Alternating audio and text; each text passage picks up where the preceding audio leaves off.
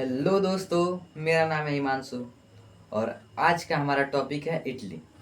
जैसा कि इससे पहले वाली वीडियो में हमने जर्मनी के बारे में देखा था, वैसे ही आज के इस वीडियो में हम इटली के बारे में चर्चा करने वाले हैं।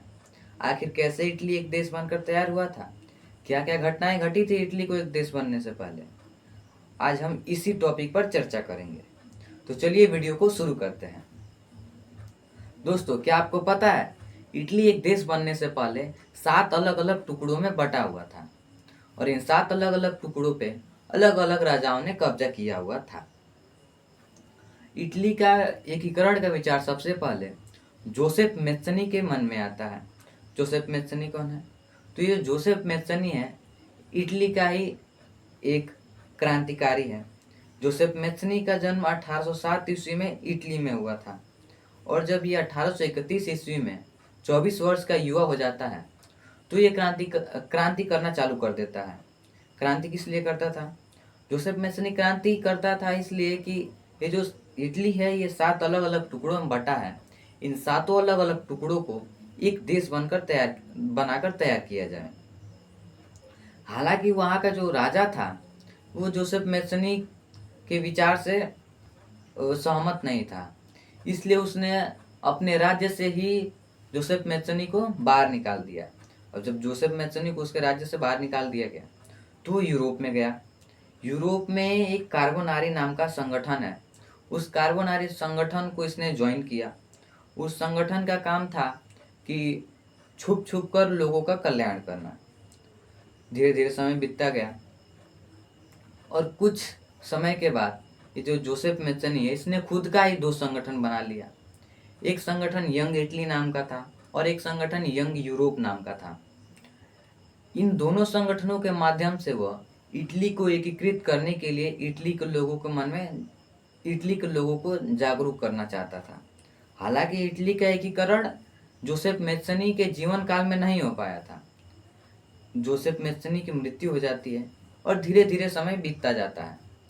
समय आता है 1859 ईस्वी का, जब अभी भी जो इटली है वो 7 अलग अलग टुकड़ों में बटा है। अभी भी इटली का एकीकरण नहीं हुआ है।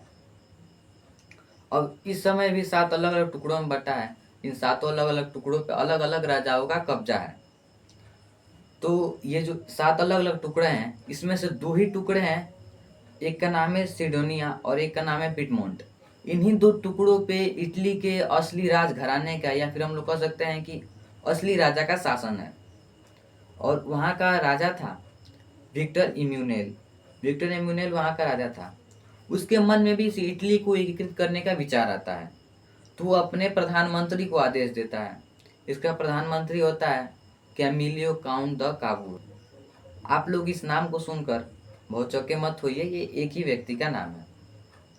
तो कैमिलियो काउंट द काबूर को आदेश दिया जाता है इटली को एकीकृत करने का। ये कैमिलियो काउंट द काबूर है, ये कोई क्रांतिकारी नहीं था। ये एक पढ़ा लिखा व्यक्ति था, धनवान व्यक्ति था। हालांकि ये पढ़ा लिखा होते हुए भी, ज्ञानी होते हुए भी लोकतंत्र को पसंद बिल्कुल भी नहीं करता था। और इसके अंदर एक खूबी थी कि ये इटली की भाषा, मतलब इटालियन भाषा के अलावा फ्रेंच भाषा को भी बोलना अच्छे से जानता था। अब इसको काम दिया गया इटली को एकीकृत करने का, तो ये सबसे पहले इटली के उत्तरी भाग को इटली में मिलाने के लिए जाता है। तो ये देखता है कि इटली के उत्तरी भाग में ऑस्ट्रिया नामक देश का कब्जा है। फिर ये चतुराई से क्या करता है, अपना दिमाग लगाता है और देखता है कि फ्रांस का जो दुश्मन है वो ऑस्ट्रिया है और ये काबूल है, इसका भी दुश्मन ऑस्ट्रिया है। तो ये फ्रांस के राजा के साथ जाके बातचीत करता है और फ्रांस की सेना को लेकर और काबूल खुद की सेना को भी लेकर ऑस्ट्रिया ने इटली के जिस भाग पर कब्जा किया है उस भाग पर हमला कर दिया और इस हमले में युद्ध हुए और इस युद्ध में ऑस्ट्रिया की पराजय हुई और काबूल जीत गया। इस तरह से काबूल ने इटली के उत्तरी भाग को इटली में मिला लिया। अब बारी आती है इटली के दक्षिणी भाग की। इटली के दक्षिणी भाग को कैसे मिलाया गया? इटली के दक्षिणी भाग को इटली में मिलाने के लिए काबूल ने अपने मित्र जोसेफ गैरिबाल्डी जो कि पेशे से एक नाविक था, उसको पत्र लिखा और अपने पास पास बुलाया। जोसेफ गैरिबाल्डी आया तो उसे पता चला कि यहाँ पर देश को एकीकृत करने का काम चालू है। 1859 ईस्वी की बात है और 1860 में जोसेफ गैरिबाल्डी को बुलाया गया था।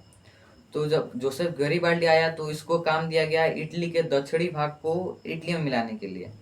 और उस समय इटली के दक्षिणी भाग पर स्पेन के राजाओं का कब्जा हुआ करता था।